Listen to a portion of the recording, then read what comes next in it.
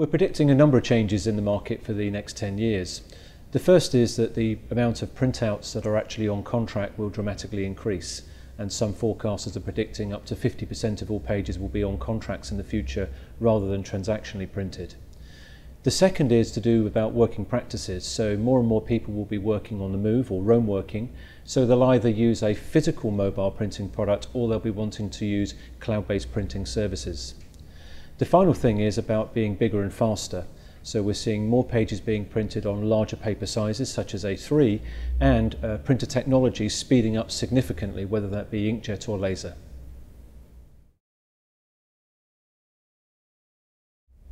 So the next 10 years we're predicting lots of change for the industry, and they'll be driven by three different things. One of those is the move to managed print services, so many more of the pages printed in the industry will be on contract rather than using the traditional toner, drum, ink, transactional supply purchase. The second trend we're predicting is the movement to mobile printing, whether that be physical printing, i.e. having a small mobile printer with you, or indeed printing on the move using cloud-based services.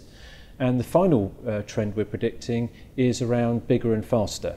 So if we have a look at the way the market's now working, we're seeing more pages moving on to larger paper sizes such as A3, as well as a speeding up of general technology, particularly around the laser end of the market.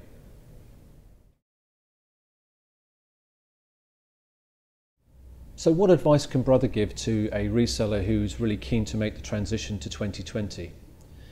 Well, the first thing we would say is make sure you've got the skills in the business right. That is, the people that you have in the business.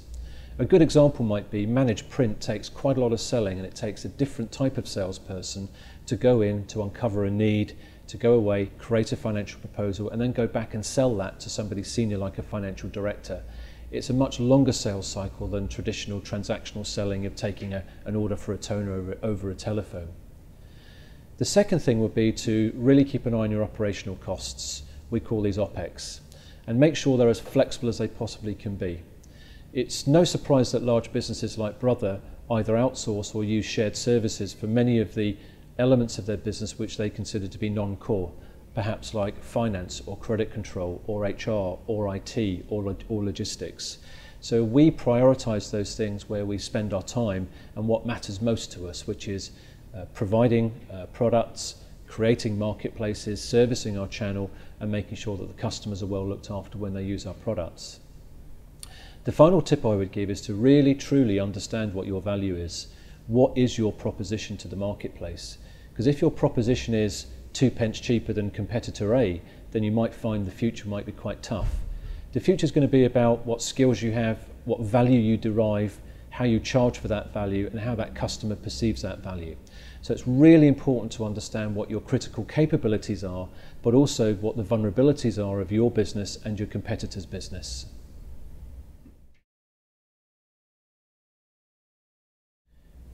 So with all this stuff going on, it's clearly going to be a really big challenge to stay one step ahead of the competition and also in tune and in step with the market. So I've got a few tips for you.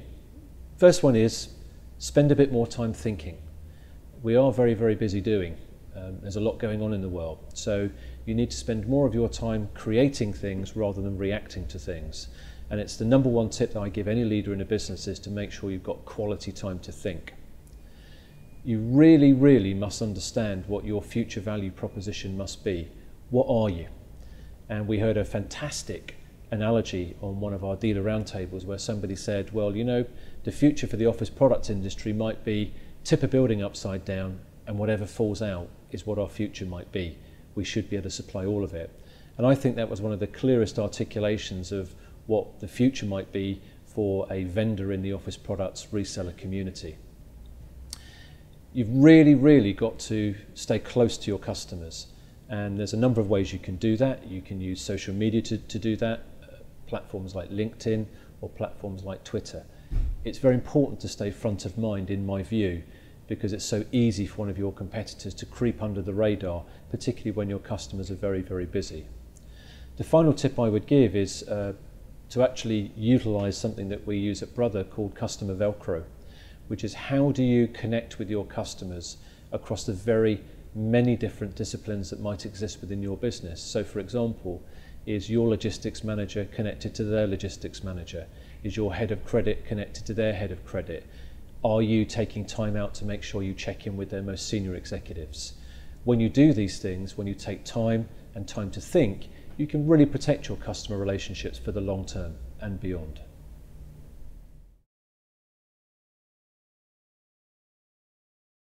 So how is Brother changing its business model in order to react to these other things that are going on in the world?